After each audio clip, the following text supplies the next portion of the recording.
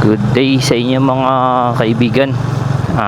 Tayo ay pupunta ngayon sa motorcycle dealer at mag-check tayo ng mga motor nila doon sa Honda. Magka-canvas ba kung ano yung magandang motor. Tara, samahan nyo ako. Si Jairus. So, dito tayo ngayon sa Honda Moralion Buwak. Check natin yung mga motor nila. So ito guys yung ADV 150. ADV 150 ano? ADV 150. Anong kulay nito? 160. Pearl white, matte white, pearl white. 160 pala ito guys. ADV. Ganda ng gulong niya, pang off-road. May mga spike, malalalim na spike. Tapos yung kanyang sub-tank suspension, anong tatak nito? Showa pala yung ano nito. Mas naka ESP, Enhanced Smart Power ng Honda ADV 160. LED na rin yung kanyang mga ano guys, yung kanyang mga headlight, signal light. Yan. Tapos naka front disc brake.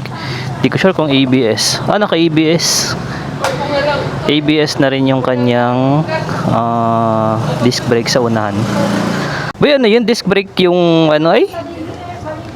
Disc brake yung kanyang huli. Ay ano ay yung Disc brake din yan. ABS. Oh, hindi. Yung unahan lang.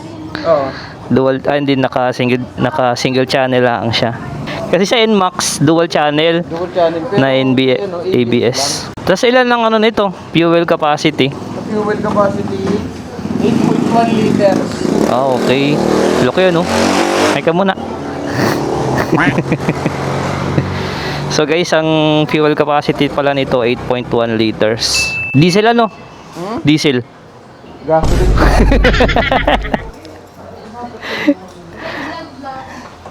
Ito yung maganda sa akin, no, yung kanyang ano ay. Ano pang mga specs nito? Engine type niya is 4-stroke 4-valve SOHC. Single overhead.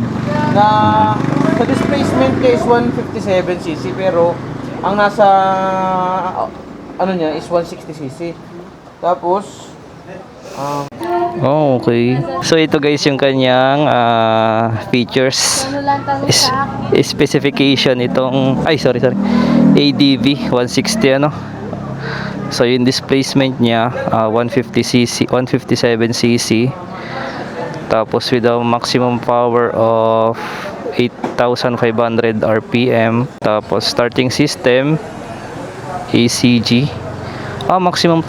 Maximum torque niya guys is 6,500 RPM. 14.7 Newton meter at 6,500 RPM. Starting system niya electric ACG starter.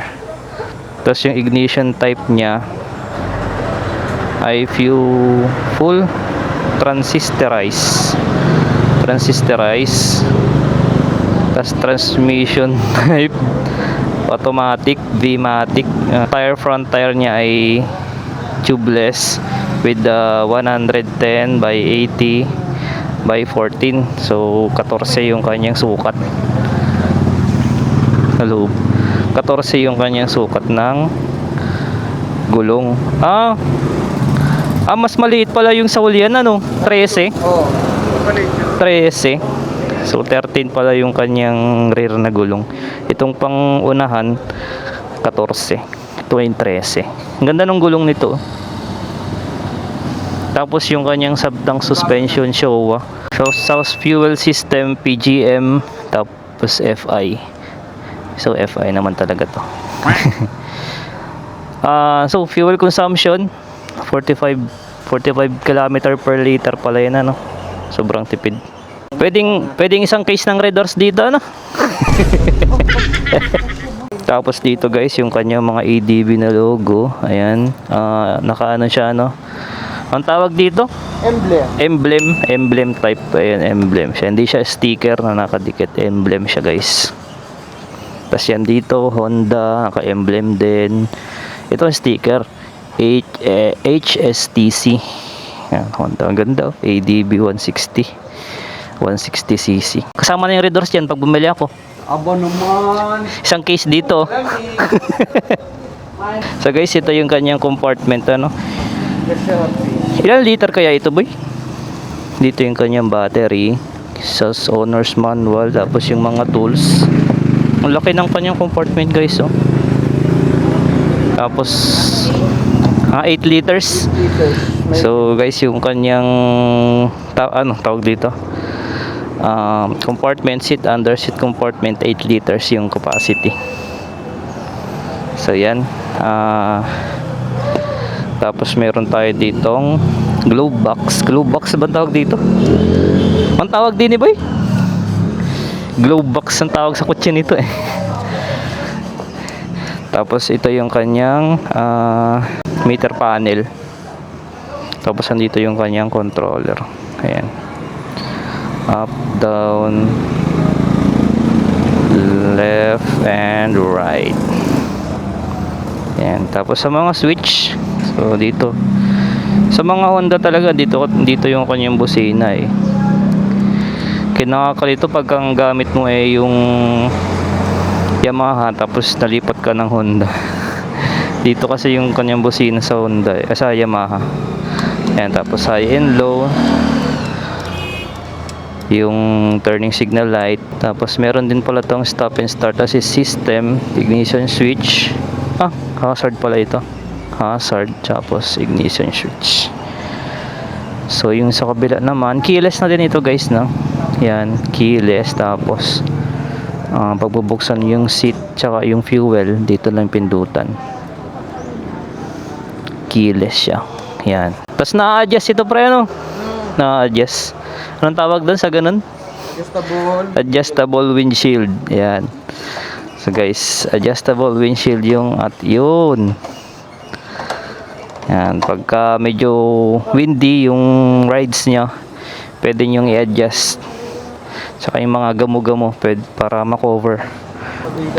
Ayun, USB. USB na yung kanyang, hindi ka na bibili ng adapter, charging port. Ayan, lagayan ng mga cellphone, barya, wallet. Hindi ka siya red doors dito pre. Ayan. So sunod nating i-vlog yung mga iba nilang motor next time.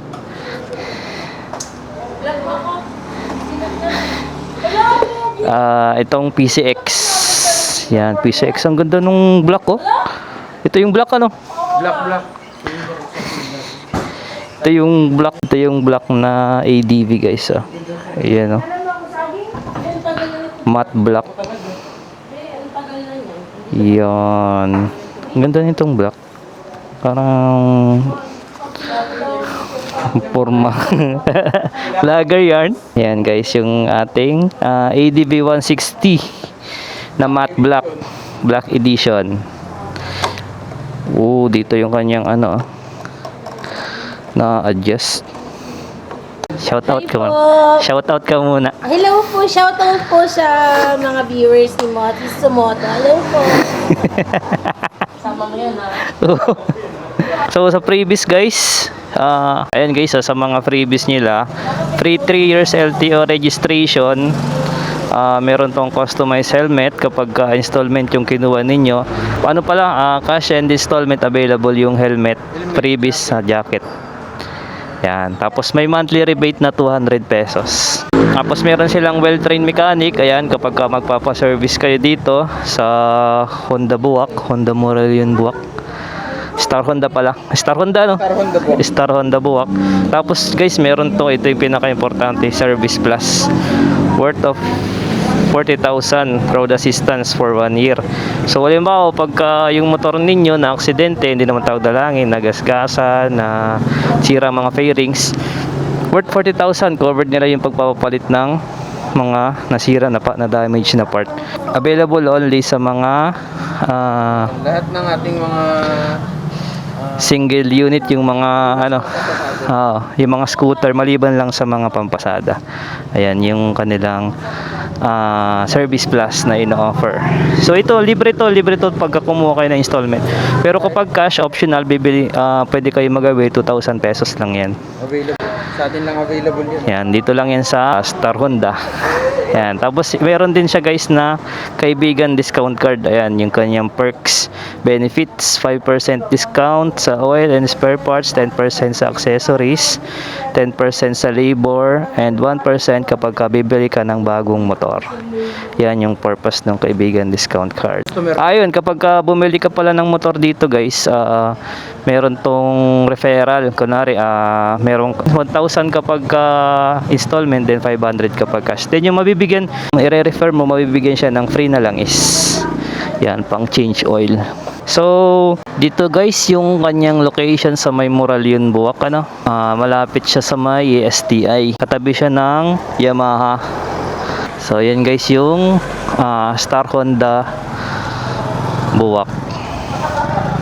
Yan. Tapos yun yung Yamaha. So guys, yun lang. Pagka bibili kayo ng motor, dito lang sa Star Honda. Quality yung mga ano nila dito, service, tsaka yung mga freebies and benefits. So yun lang guys, hanggang dito na lang yung aking video. Maraming salamat sa inyong panonood. Bye bye.